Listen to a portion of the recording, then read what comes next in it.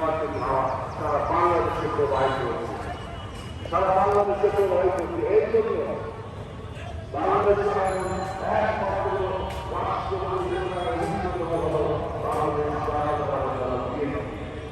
BNP এজন্য